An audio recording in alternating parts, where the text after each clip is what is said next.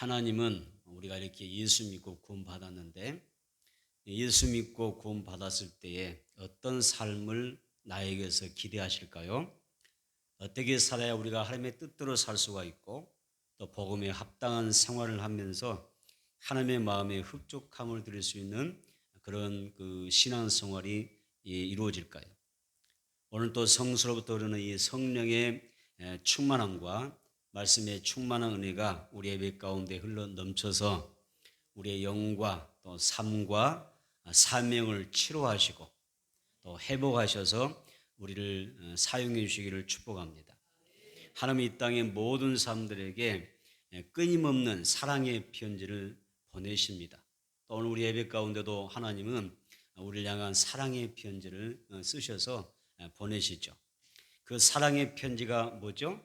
바로 하나님의 말씀인 성경책입니다. 따라서 하나님의 사랑의 편지는 성경책이다. 그래서 오늘 우리들의 예배 가운데 하나님이 성경 말씀을 통하여 우리에게 편지를 쓰시는 거예요.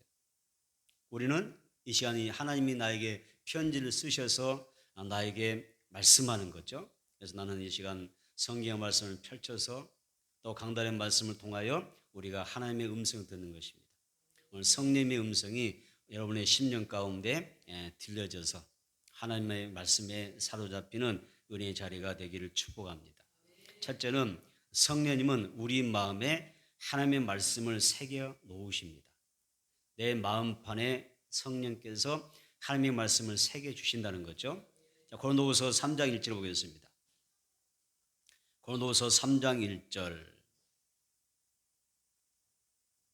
우리 함께 읽겠습니다. 시작. 우리가 다시 자천하기를 시작하겠느냐? 우리가 어찌 어떤 사람처럼 추천서를 내게 붙이거나 혹은 너희에게 받거나 할 필요가 있느냐? 밑줄 세요. 우리가 어찌 어떤 사람처럼 추천서를 내게 붙이거나 너희에게 받거나 할 필요가 있느냐라고 말씀하십니다. 바울이 사회가 된 당시에 다른 교회나 어떤 그 지역을 방문하게 되면 교회의 인정하는 권위자로부터 추천서를 받는 것이 굉장히 중요했어요.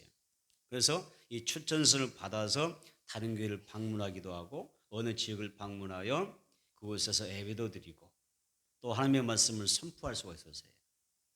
그래서 추천서를 받는 게 중요합니다. 그런데 사도 바울이 어느 지역에서 또 저 고린도의 교회에 가서 복음을 전하려고 하는데 뭐가 필요해요? 추천서를 받아와야 됐어요. 사도 바울 입장에서 받아줘야 됩니다. 갖고 왔어야 됩니다. 그런데 사도 바울에게 그 누구도 추천서를 써주지 않았어요. 바울 자신도 다른 사람에게 내가 추천서를 써준 적이 없다라고 이야기하죠.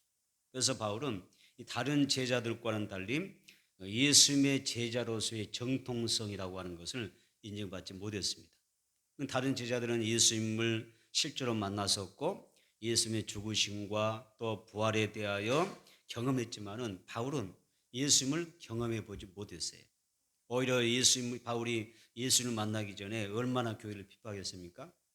또 성도들을 핍박했잖아요. 스데반 집사가 순교할 때도 바울 이전의 사울이 그 순교 장면을 목도하러 순교 현장에서 함께 그들과 공범되어 있는 그런 모습을 가질 수가 있죠. 그래서 사도 바울은 예수 믿기 전에 핍박자였고 또 박해자였습니다. 그래서 이렇게 많은 그 박해했던 사람이 어느 날 갑자기 예수 믿게 되고 성령으로 충만해져서 복음 사역을 시작하게 된 것입니다. 그래서 바울이 이제는 그 여러 가지 이유로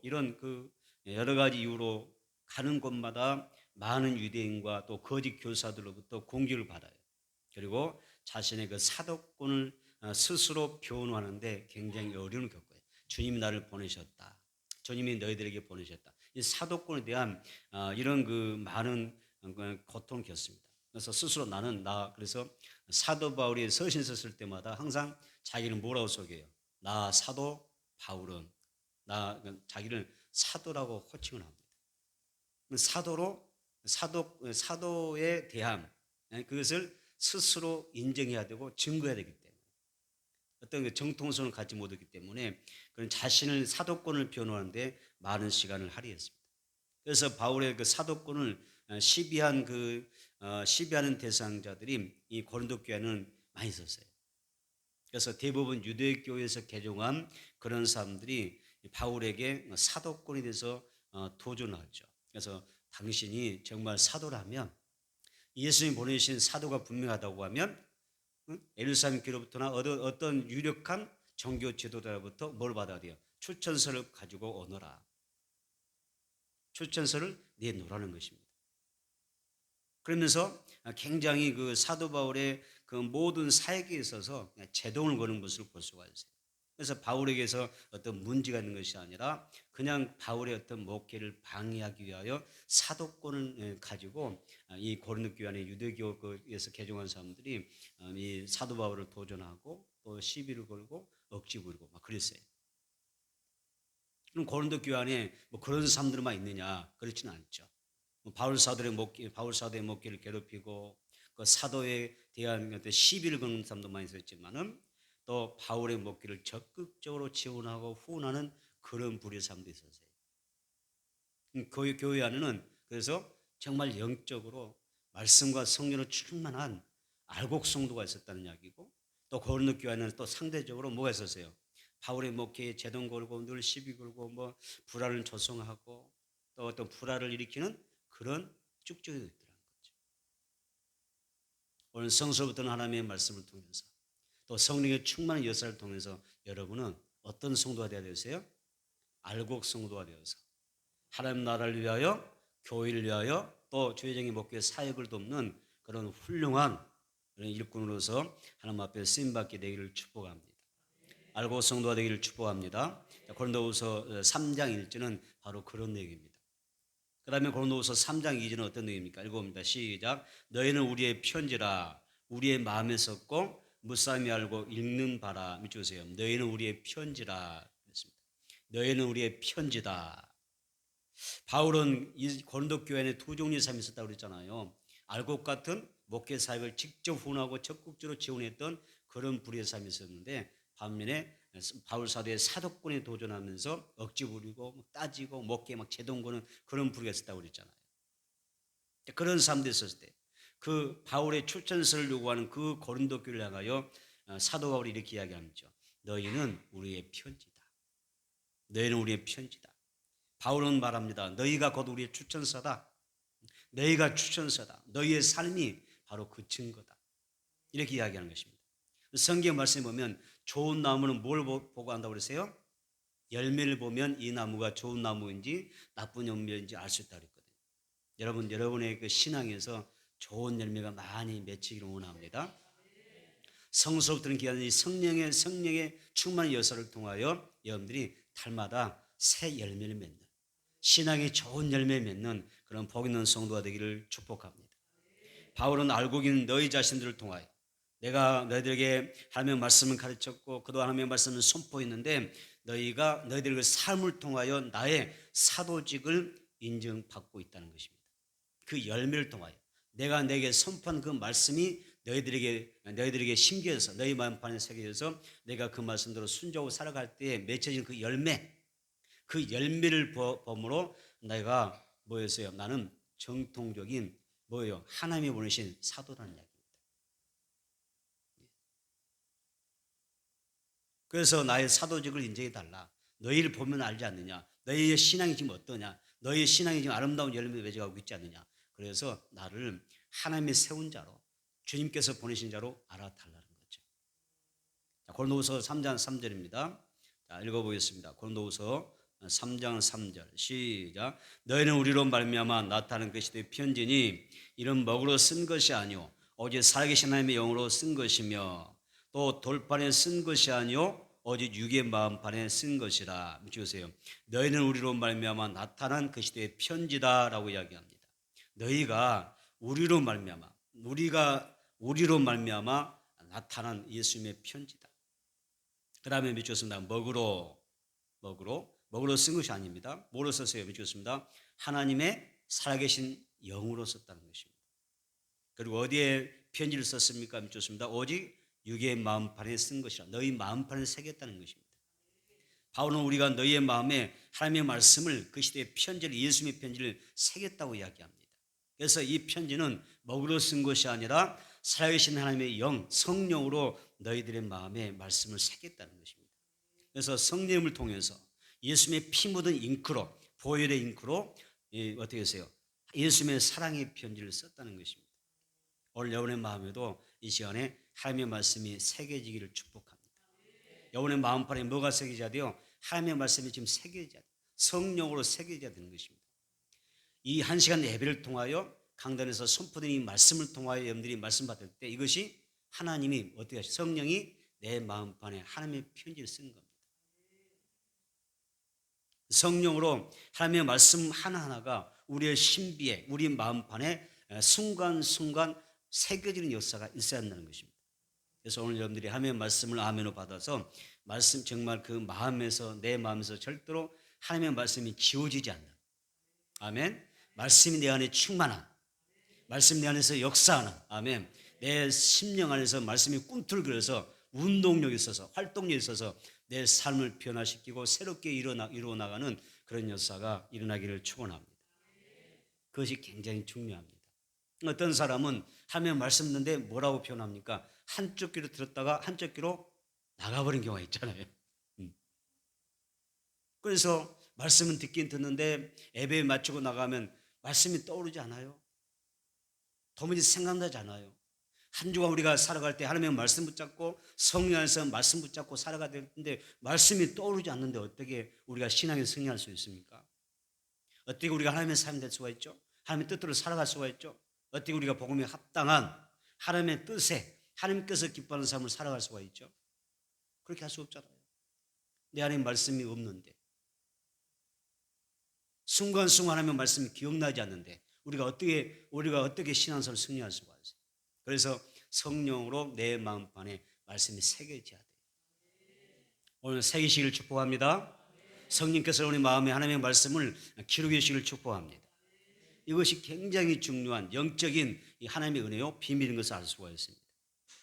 그러면 성령께서 내 마음에, 여러분 마음속에 어떤 하나님의 말씀의 내용을 편지로 새겨주기를 원하실까요? 우리 마음에 사랑을 새겨주기를 원하셔요. 다시 한번 내 마음에 하나님의 사랑을 새겨주시기 원합니다.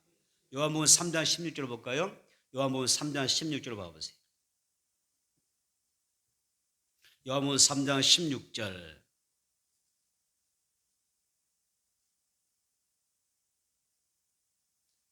요한복음 3장 16절 시작. 하나님의 세상을 이처럼 사랑하사 독생자를 주셨으니 이런 그를 믿는 자마다 멸망하지 않고 영생을 얻게 하려 하심이라. 아멘. 믿으세요. 하나님의 세상을 이처럼 사랑하사. 이 세상이 누굽니까? 납니다. 내 마음이죠. 또 여러분의 가족일 수가 있죠. 여러분의 이웃과 친구일 수가 있겠죠. 하나님의 세상처럼 사랑하자. 단순히 세상을 사랑한다는 이야기 아니잖아요. 이 세상의 인격이잖아요. 한 사람, 한 가족, 한 민족, 우리 공동체를 이야기하는 거죠. 하나님 우리를 사랑하사. 독생자가 누굽니까? 하나님의 아들 예수 그리스도를 말하죠. 그래서 그 예수 믿는 사람은 멸망하지 않는다. 영생 얻게 하겠다. 이것이 하나님의 사랑이라는 것입니다. 그래서 하나님이 나를 사랑하셔서 정말 나의 가족을 사랑하셔서 예수님을 주신 줄로 믿습니다. 그래서 그 예수를 믿는 자마다 한 사람도 지옥불에 떨어지지 아니하고 천국에서 영생 복락 누리도록 하나님께서 축복해 주신 것입니다. 이것을 우리가 하나님의 사랑이라고 이야기하는 것입니다. 그런데 하나님의 이 사랑을 너무나 모르더라는 것입니다. 하나님의 사랑을 몰라요. 그래서 우리는 이 지옥에 갈 불쌍한 영혼들을 바라보면서 그들이 하나님의 사랑을 알 수 있도록 내 마음에 새겨진 하나님의 그 사랑의 편지를 가져와서 뭐예요? 사랑을 그들에게 보여줘야 한다. 여러분 속에 내 안에 내주하시고 사시는 예수님, 그 예수님을 많은 사람들이 보여주세요. 그게 편지입니다. 아, 저 사람 보니까 예수님 보여. 저 사람 보니까 하나님이 살아계신 줄 알겠어. 편지잖아요. 저 사람이 예수 믿고 구원받고 천국 간다면 나도 저 사람처럼 예수 믿고 나 구원받아 천국 갈 거야. 사랑의 편지입니다. 또 성령께서 우리 마음판에 새겨주고 싶은 그 편지 내용이 어떤 거냐면 순종입니다. 순종. 순종을 내 마음판에 새겨주십니다. 이 순종이라는 단어는요, 우리가 평생 예수 믿는 사람들이 지키며 살아가야 되는 아주 소중하고 하나님의 복된 명령입니다. 그래서 순종과 믿음은 천국 계단에 올라가는, 우리가 힘차게 올라갈 수 있는 능력입니다. 요한복음 6장 38절 보겠습니다. 요한복음 6장 38절.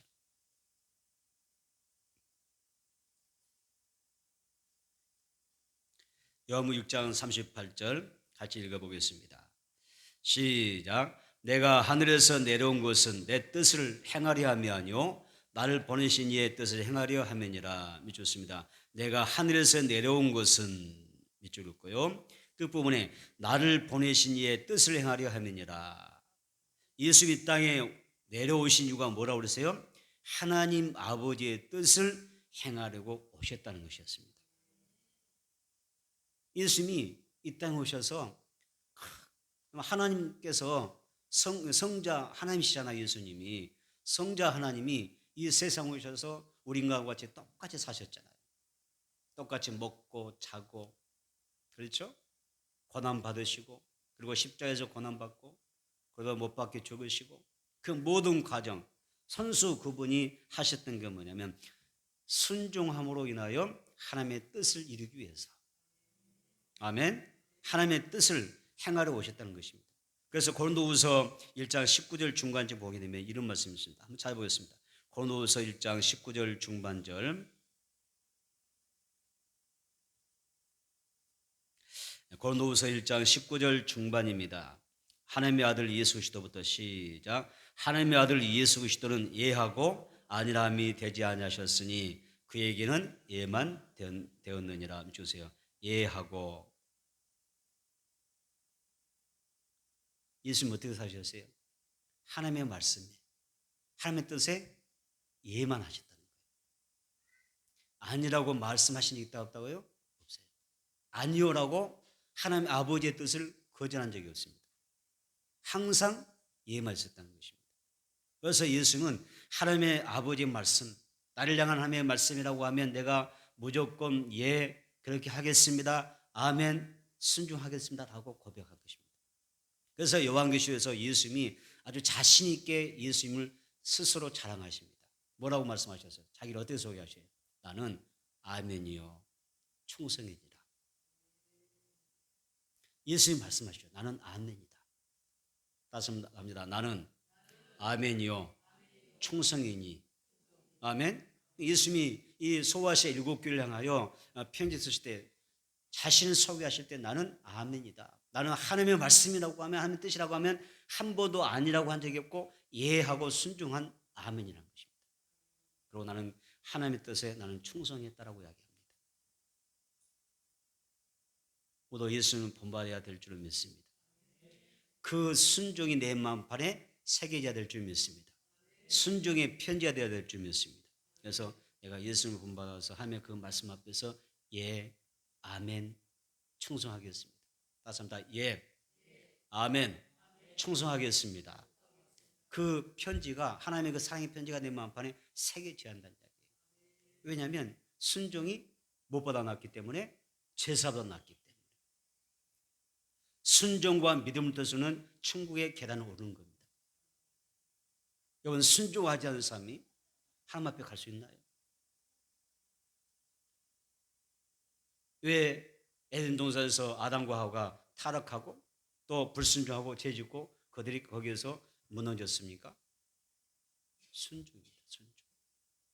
순종해야 될 텐데, 하나님의 말씀에 순종해야 될 텐데 불순종하다가 그들이 거기서 타락한 겁니다. 인류의 최초의 죄가 뭐냐면 불순종입니다. 성경 신구약의 모든 내용들, 그 역사 가운데서 하나님께서 가장 크게 다루고 있는 부분이 순종하느냐 하지 않느냐입니다. 순종이냐 불순종이냐.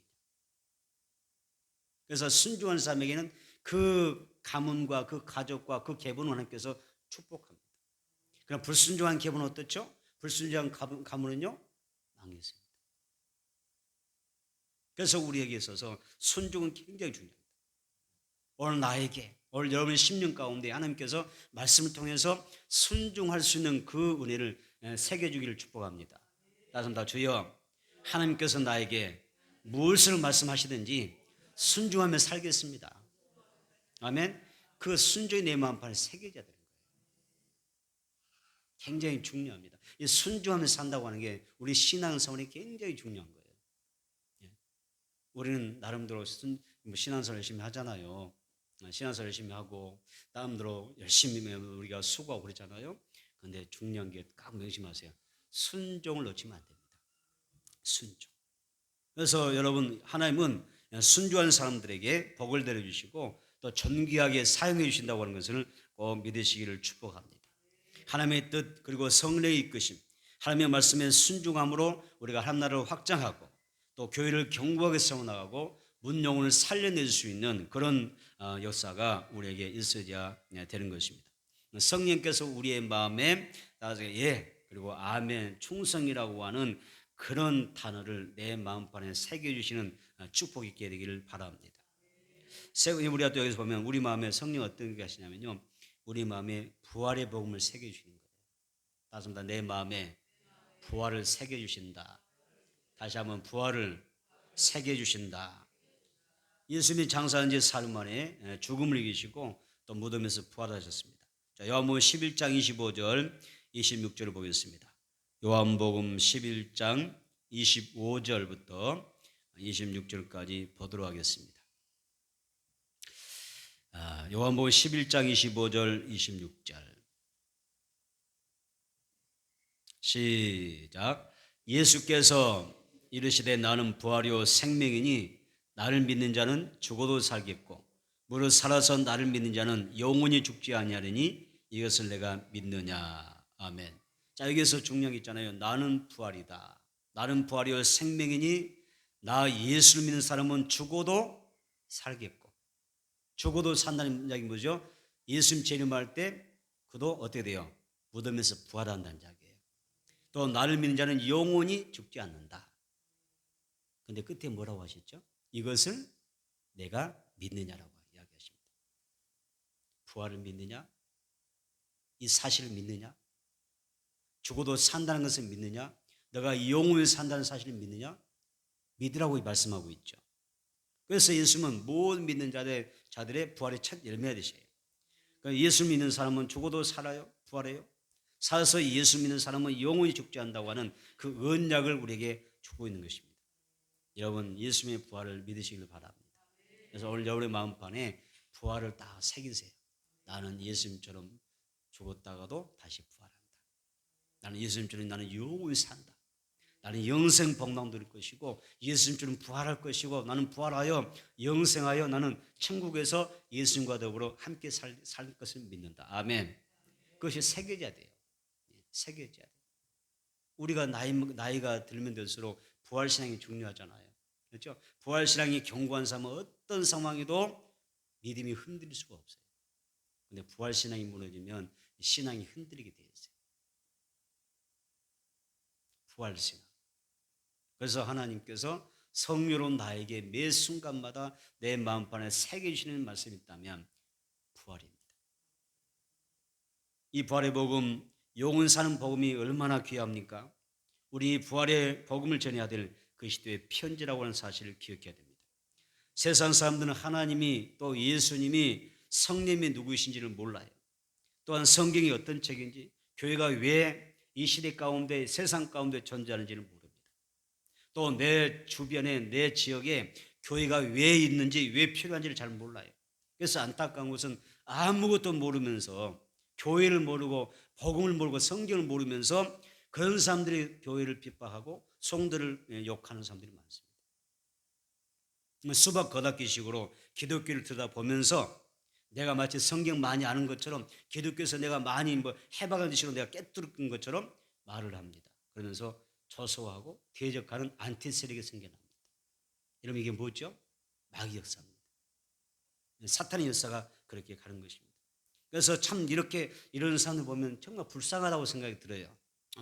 욕 먹은 거 내가 예수 믿다고 욕 먹으면 행복하죠.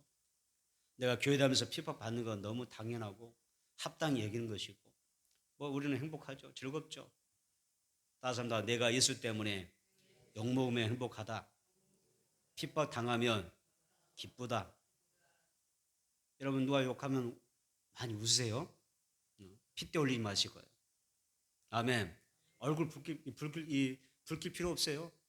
누가 교회를 욕하고 뭐 목사 욕하고 성도 욕하고 막 이렇게 하면요, 여러분 뭐 거기 대해서 뭐 할 거 없어요. 웃어야 돼요. 아멘. 핍박이 오면 웃어야 돼요. 하나님 나에게 엄청난 복을 주시려고 지금 사인하시는구나. 저 핍박은 나를 향한 사인이잖아요. 예수님 뭐라 하셨어요? 누구인지 나로 인하여 실족 당하지 않은 자가 복이 있도다. 누구인지 나로 인하여 예수님 때문에 핍박당하면 기뻐하라. 너희들의 상이 하늘에서 큼이라고 그러잖아요. 아니 핍박해주면 얼마나 고마워요. 내가 상 받을 일인데. 세상에 상 하나 받는 것도 좋고요. 하다못해 어느 우리 그룹이 어디 가서 보물찾기 하잖아요. 뭐 조금만 용기 하나, 반찬 끓이지 용기 하나 보물 찾아가지고 보물찾기하고 하나 타도 엄청 행복해 하잖아요. 뭐 어린아이나 상관이 없어요. 행복해 하더라고요. 그런데 이 세상이 이런 것도 크다고 생각하는데 천국에서 시들지 않는 영원한 내 상을 받는데, 멸류관 받는다는데, 그것이 핍박당함으로 내가 더 큰 상 받는다는데 행복하지 않아요? 행복하지 않습니까? 여러분 가족 중 누가 핍박하거든 웃으세요. 행복해 하세요. 즐거워하십시오. 누가 친구들이 야 너 예수 믿는 거 좀 요란 법석이다, 적당히 좀 하지, 행복하죠.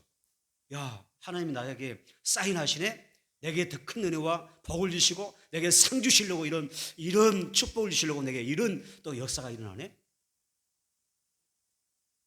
감사하고 기뻐하면 성령이 충만히 임재하셔서 여러분들 더 귀하게 복되게 축복해 주시고 또 사용하실 줄 믿습니다. 자 이렇게 보면 그래서 우리는 참 이게 참 안타까워요. 막 핍박자들이 있는 거예요. 그래서 우리는 또 이렇게 생각하죠. 왜 그럴까? 왜 저 사람들은 비싼 밥을 먹고 왜 교회를 핍박할까? 예수 믿는 사람 저렇게 그냥 이렇게 대적하고 그럴까? 참 불쌍한 영혼들이잖아요. 근데 이유는 딱 한 가지입니다. 그들의 눈에 뭐가 끼었으니까? 사탄이 비늘을 딱 씌워놓았기 때문에. 그래서 예수님을 절대 볼 수가 없어요. 사탄이 살 때는 절대 이 하나님의 말씀이 귀에 들어오지 않아요. 그래서 그들에게 필요한 게 뭐였어요? 오늘 우리도 필요한 것은 복음의 안약을 발라서 내가 예수를 볼 수 있는 것 같이, 그도 비늘이 벗겨지고 예수님을 영접할 수 있는 그런 은혜가 있어야 될 것입니다. 그래서 만약 우리가 사탄이 비늘로 그들을 눈을 가렸기 때문이겠죠. 그래서 우리는 그들을 위해서 하나님 그 불쌍한 영혼들, 저 핍박자들을 복음의 안약을 눈에 발라주셔서 저들 눈에서 뭐가 벗겨지도록 비늘이 벗겨지게 하여 주옵소서. 그 중보할 필요가 있는 것입니다. 어쩌면 여러분의 중보 때문에 하나님께서 그들에게 긍휼을 베풀어 주셔서 그들의 영혼을 살려주실지도 모릅니다. 바울은 고린도서 3장 3절에서 너희는 우리로 말미암아 나타난 그 시대의 편지라고 이야기합니다. 우리가 너희 마음에 하나님의 말씀을 새겼다고 이야기합니다. 얼마나 귀합니까? 내가 너희들의 마음에 하나님의 말씀을 새겨 놓았어. 너희 마음판에 하나님의 말씀을 새겨서 편지로 써 놓았어. 할렐루야. 오늘 여러분의 마음판도 여러분의 마음의 문도 활짝 열어서 하나님의 말씀이 새겨지기를 축복합니다. 그저 왔다 가면 안 됩니다. 하나님의 말씀이 여러분 마음에 새겨져야 됩니다. 그러면 성령께서 여러분들의 마음에 역사하셔서 먹으로 쓰는 것은 언젠가 세월 지나면 지워지고 흐려져 버리잖아요. 성령으로 새겨놓은 것은 절대 지우지 않는다는 것입니다. 그래서 내 마음판에 새겨진 이 하나님의 말씀을 가지고 이제는 가족이라든지 이웃이라든지 교회 안의 어떤 지체들에게 나에게 쓰여진 하나님의 말씀의 편지를 가지고 어떻게 해야 돼요? 나에게서 편지가 읽혀져야 합니다.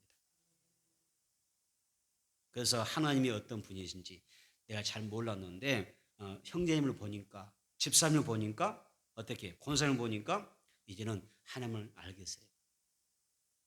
하나님의 사랑이나 도무지 뭔지 잘 몰랐지만은 이제는 뚜렷하게 바로 당신을 보니까 하나님의 사랑을 내가 알 수 있을 것 같아요. 이게 편지라는 것입니다. 여기에서 구원받는 무리가 생겨날 줄로 믿습니다. 성령 충만, 말씀 충만하기를 주님으로 축원합니다. 두 번째, 예수님은 편지를 보내시고 이제는 답장을 기다리십니다. 다섯 번 편지를 보내시고 답장을 기다리신다. 아멘. 여러분이 그 시대에 예수님의 편지예요. 하나님의 편지를 이제는 썼으니까 여러분들이 하나님의 편지잖아요. 이제 어디로 집에 가면 거기에서 그 편지가 읽혀지는 거예요. 그죠? 나는 예수님의 편지입니다. 나는 편지이기 때문에 내가 직장에 가게 되면 그 편지가 직장에서 읽혀지는 것입니다. 편지가 읽혀지면 뭐가 와야 돼요? 답장이 와야 돼요. 회답이 와야 된다. 우리가 가끔 가족들이나 누구 친구들에게 문자 보냅니다. 그러죠? 문자 보는데 그걸 보고 답장이 와야 되잖아요. 안 오면 얼마나 답답해요? 그렇죠? 근데 이게 기가 막힌 것은 요즘은 하도 발전돼 가지고 문자가 답장 안 보내는 사람이 문자를 보았는지 안 보았는지 알 수 있어요, 없어요? 내가 바로 보내면서 바로 체크돼. 아, 보았구나. 문자를 보고도 답장 안 해주네. 이런 괘씸한 막 이런 거 있잖아요. 그렇죠? 답장 보내도 답이 없어요. 뭐 가족 자녀에게 문자 오는데 어디냐, 어디만 오고 있냐, 너무 늦으니까 빨리 들어왔으면 좋겠다. 답이 없어. 얼마나 답답해. 이놈의 자식 들어오기만 하면 내가 오늘 가만두지 않겠다. 왜? 좀 늦으면 뭐라고 답장이라도 써서 그냥 버리면 될 텐데 왜 답장을 않는 거야? 하나님에게 편지를 쓰셨어요. 너는 그 시대 편지예요. 내가 세상에 나와서 편지로 살아갈 때 나를 통하여 편지로 많은 사람이 익혀졌을 때 그들에게서 뭐가 와야 돼요? 답장이 와야 한다는 거예요. 답장이 와야 되는 거예요. 편지 한데 이 겉지도 뜯어내지 않고 그냥 내용은 다 담겨놓고 있는 거예요. 담아놓고 있는 거예요. 내 가슴 속에 딱 담아놓고 마음판에 딱 담아놓고 이것을 펼쳐 보이지 않는 거예요. 그만큼 성경 공부하고 그만큼 큐티하고 그렇죠? 그만큼 하면 말씀드렸는데 이것이 표지까지 떠들지 않고 편지 내용이 읽혀지지 않는 채 살아간다는 겁니다. 하나님이 답답하실 것 같아요? 안 답답하실 것 같아요? 굉장히 답답하실 것 같아요. 오늘 하나님의 마음을 우리 갈수록 날씨가 더워졌는데 무더운 날에 시원한 얼음 냉수같이 하나님의 마음을 시원하게 할 수 있는 그런 그 시대의 편지가 되기를 축원합니다. 아멘. 보세요. 이렇게 편지 보는데 문자 보는데 답장이 안 오면 굉장히 궁금하고 답답해한데 더구나 멸망받을 저 죄인에게 내가 구원의 기쁜 소식을 담아서 아무개 성도에게 내가 그 시대의 편지를 써서 내보냈다고 하면 세상에 내보냈다고 하면 하나님께서 얼마나 궁금해하지 않으실까요? 노아가 구원받았습니다. 그 시대의 몸된 교회를 상징하는 방주를 지어놓고 여기에다가 온 가족들과 함께 하나님이 지정한 각종 동물과 함께 들어가서 그들이 홍수 심판을 면합니다. 그래서 온 인류와 모든 생명체가 하나님의 홍수 심판으로 다 죽었는데 방주를 탄 그의 가족과 짐승들은 살아남았잖아요. 오늘 여러분의 가족이 노아의 가족처럼 아멘. 내 가족이 노아의 가족처럼 예수를 믿고 온전히 다 구원받아서 영생하는 복을 받게 되기를 축원합니다. 또 구원의 방주를 오늘날 상징하는 이 몸든 교회 안에 여러분의 가족이 할아버지, 할머니, 아버지, 어머니, 손자, 며느리 뭡니까? 사위, 아들, 딸 모든 손자들까지 함께 모여서 예배할 수 있는 아멘. 함께 3대가 하나님을 예배할 수 있는 그런 가족 공동체, 가족 보호가 일어나기를 주의 이름으로 축원합니다. 아멘. 나 혼자 예수 믿는 데 엄청난 큰 복이지만 내가 진짜 후사인생 했잖아요. 예수 몰랐으면 여러분 어떨 뻔했어요. 여러분 큰일 날 뻔했잖아요. 하마터라면 지금 지옥 갈 텐데 내가 예수 믿고 구원받아 삶을 때 행복한 것이죠. 그러나 온 가지 다 예수 믿고 천국 가면 얼마나 좋겠어요. 이제 홍수 심판 이후로 가족이 살았습니다. 그래서 이제 노아가 40일이 지나 이제 40일 홍수가 나고 150일이 지나갑니다. 그래서 노아가 이제 물이 좀 줄어들었나 그것이 이제 궁금한 거예요. 그래서 방주 창문을 삐그덕 열고 나서 여기다가 까마귀를 밖에 내보냅니다. 뭐 하려고? 보내서 뭐 하려고? 해답을 듣고 싶은 거예요. 물이 얼마나 빠졌는가 해답을 듣고 싶은 거예요. 그런데 노아가 이것을 알아보려고 까마귀를 내보냈는데 이 까마귀가 돌아왔을까요? 안 돌아왔을까요? 그래서 까마귀입니다. 잊어버렸어요. 돌아올 줄 잊어버렸어요. 의뢰는 실컷 받았는데 의뢰 받고 말씀을 들었는데 아니 하나님의 그 은혜와 사랑을 우리가 충만히 경험하고 성령으로 나갔는데 이 방주 창문만 열고 나가면 까마귀가 되는 거예요. 잊어버려. 돌아올 줄은 몰라 이 이분은 이 까마귀님은 돌아오지만, 그래서 까마귀 신자가 되면 안 돼. 까마귀는 나가면 들어올 줄은 몰라. 그래서 노아가 또 다른 새를 하나 딱 택합니다. 뭐죠? 비둘기를 선택합니다.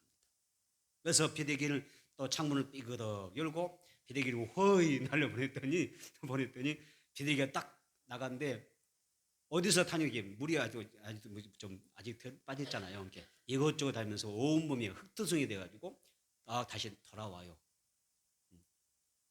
흙투성이 됐든 상처 입었든 더럽혔던 돌아온 게 얼마나 더 감사합니까, 그죠? 또 조금 있다가 다시 비둘기를 내보냅니다. 입을 갔더니 비둘기가 뭐 하느냐, 어디서 감람나무 하나를 딱 입에 물고서 주인님하고 나타나는 거예요. 주여 하고 나타납니다. 하나님, 성령님, 저 왔습니다. 세상에 나가봤더니 이제 묻이 드러납니다. 우리가 다시 살 수 있는 환경과 공간과 장소가, 살아갈 수 있는 모든 것들이 조성되고 있습니다. 이 감람나무 잎사귀를 입에 물고 옵니다. 그래서 비둘기가 자기를 구원해 준 그 노아에게 해답을 가지고 돌아오잖아요. 기쁨의 소식을 가지고 돌아오잖아요. 교회는요, 감람나무 잎을 기다리는 노아의 방주 같은 것입니다. 여러분이 그 시대에 편지하면 내가 비둘기 같은 성도에서 저 까마귀 성도가 되지 말고, 잊어버리지 말고, 내 사명과 본분을 잊어버리고 세상에 열심히 살다가 다 잊어버리고 다 까먹고 살다가 하는 앞에 그저 못 돌아온 사람도 있지만 돌아오면 또 감사하지. 비둘기처럼 흙이라도 묻히고 돌아오면 감사하지. 그러나 이 까마귀, 이 비둘기, 마지막 비둘기처럼 여러분, 하나님 앞에 하나님의 그 편지의 답장을 가지고 돌아올 수 있는 그런 성도가 되기를 축원합니다. 우리는 하나님의 은혜로 구원받았기 때문에 육의 사람을 벗어버리고 영의 사람이 되어야 될 줄을 믿습니다. 영의 사람으로 돌아와야 돼요. 다시 한번 육의 사람을 벗어버리고 영의 사람으로 돌아오자. 아멘. 영의 사람으로 되어야 돼요. 나는 여러분들이 육의 사람이 아닌 줄로 믿습니다. 영의 사람이 되어간 줄로 믿습니다. 영적인 존재가 하나님 앞에 서는 거예요. 하나님 영이시니, 하나님 영이시니 육의 사람 만난다 하셨어요? 하나님 영이시니 영과 진리로 예배한 자를 만난다 하셨어요. 우리 몸은 산재물서 성류로 불태워서 영적 예배를 드리는 거예요. 또 내가 이제 답장을 가지고 왔는데, 이제 우리는 어때요? 옛사람을 벗어버리고 새사람이 된 그 모습으로 새로운 피조물의 모습을 가지고 하나님께 돌아오는 그런 신앙생활이 필요하더라는 것입니다. 이 땅에서 건강하게 장수하며 사는 것도 복이죠. 여러분 할 수만 있으면 건강하기를 축복합니다. 여러분의 부모님도 건강하기를 축복합니다. 여러분의 아내가, 남편이 건강하기를 축복합니다. 여러분의 자녀도 건강하기를 축복합니다. 손자, 손녀도 건강하기를 축복합니다. 건강하면서 장수한 복을 받기를 축복합니다. 왜 이것이 중요한지 아세요? 내가 이렇게 건강하고 아무 염려 없는데 가족 중에 한 사람만 아파봐, 제대로 아파봐봐, 온 가족이 불행해져 버려요. 고난 가운데 들어가는 거예요. 그렇죠? 그래서 나 혼자 건강이 문제가 아니라 온 가족이 건강하고 온 가족이 평안하게 사는 게 축복이에요. 아직까지 여러분 가정에 아무런 문제 없다면, 내 부모님이 건강하고 내 형제가 또 우리의 모든 가족이 건강하다면 하나님 앞에 복 받은 거예요. 엄청난 복이에요. 이게 최고 복이잖아요. 또 건강한 사람, 평안하고 우리가 하는 어느 생활 가운데서 형통한 것도 복이고, 또 돈 잘 버는 것도 복일 수가 있죠. 그렇죠? 돈 잘 버는 것도 복입니다. 하나님 나라, 하나님의 기업을 위해서 살 수 있다면 더 큰 복이죠. 그러나 내가 하나님께 받은 은혜대로 감사하면서 봉사하며 살아갈 수 있는 게 더 큰 복인 줄로 믿습니다. 또한 나를 통해서 저 불신 가족과 이웃들이 주님께로 돌아오는 것이 비둘기가 감람나무 잎사귀를 물고 돌아온 것처럼 나를 통하여 그 누군가가 편지를 읽고, 나를 통해서 읽고 그 사람이 예수 믿고 돌아온다면 여러분 얼마나 큰 복일까요? 노아의 비둘기처럼 생명의 감람나무 잎사귀를 입에 물고 방주로 돌아와야 될 줄로 믿습니다. 하나님께 받은 은혜에 대하여 답하는 그런 신앙생활이 정말 아름다운 신앙생활인 것입니다. 여러분 하나님 앞에 받은 은혜에 감사하면서 보답하는 그런 성도가 되어지기를 축복합니다. 바울은 고린도 교회를 향하여 말하기를, 우리에게 가르침을 받은 너희가 우리의 증명서요 출천사다. 그 시대 편지라고 이야기합니다. 성도들의 건강한 신앙성을 바라보는 것이 목회자의 목회의 보람이고 또 자랑이라는 것입니다. 또한 성도들을 통해서 기뻐할 수 있는 것, 이것이 바로 나의 추천사다, 이렇게 이야기합니다. 여러분은 목회의 보람이 되었으면 좋겠어요. 아멘. 목회의 자랑이 됐으면 좋겠어요. 어떤 사람들에게 그 누구에 가서 목회자가 우리 교회는 아무개 집사님 있는데 아무개 성도님인데 너무 기쁘다, 너무 힘이 된다고 간증하고 자랑한다면 얼마나 큰 복이 되세요. 하나님께서 그분의 그 사람의 하나님께서 신앙을 기념해 주지 않을까요? 건강한 신앙생활이 되기를 축원합니다. 세 번째, 우리는 그 시대 편지로서 하나님의 사랑을 전해야 한다는 것입니다. 고린도서 3장 3절입니다. 고린도서 3장 3절 상반절만 있습니다. 시작. 너희는 우리로 말미암아 나타나는 그 시대의 편지니. 자, 편지에 밑줄을 그으세요. 자, 그 시대의 편지라고 할 때 편지니, 이 편지란 단어가 에피스톨레라고 그래요. 에피스톨레라고 합니다. 에피스톨레라고 하는 단어는 두 단어가 합쳐진 합성어예요. 그러니까 에피 플러스 스톨레라는 거죠. 에피는 뭐냐면 무엇에 대하여라는 뜻이고요. 그 다음에 스텔레라는 단어는 뭐냐면 정리하다라는 뜻이에요. 예수님은 주의 종을 통해서 선포되는 그동안의 말씀을 통해서 여러분의 마음에 하나님의 말씀을 정리해 놓으셨다는 거예요. 차곡차곡 잘 정리해 놓은 거예요.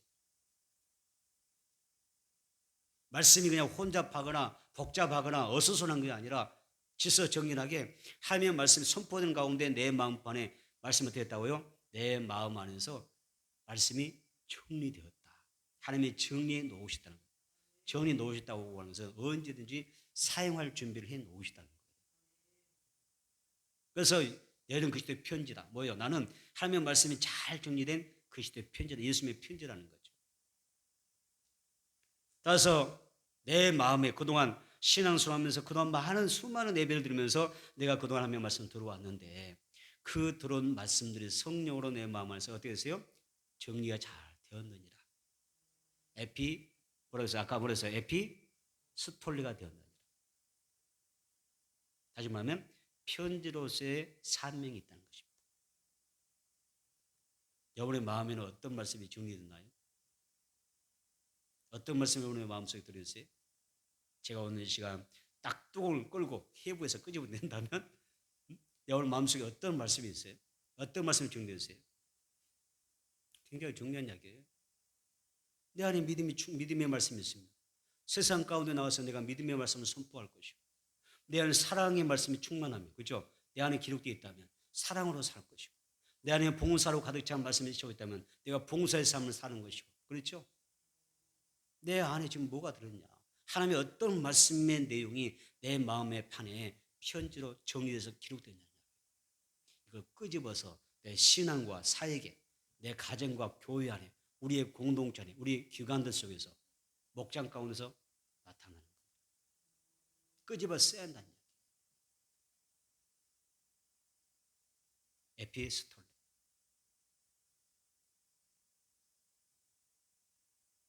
그래서 종교개혁자 마르틴 루터가 말합니다.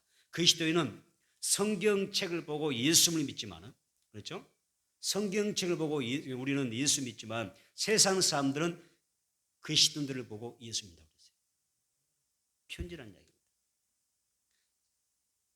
자, 세상 사람들은 그리스도의 편지 우리를 통해서 하나님을 알게 되고요, 하나님의 사랑을 깨달아 알게 되는 것입니다.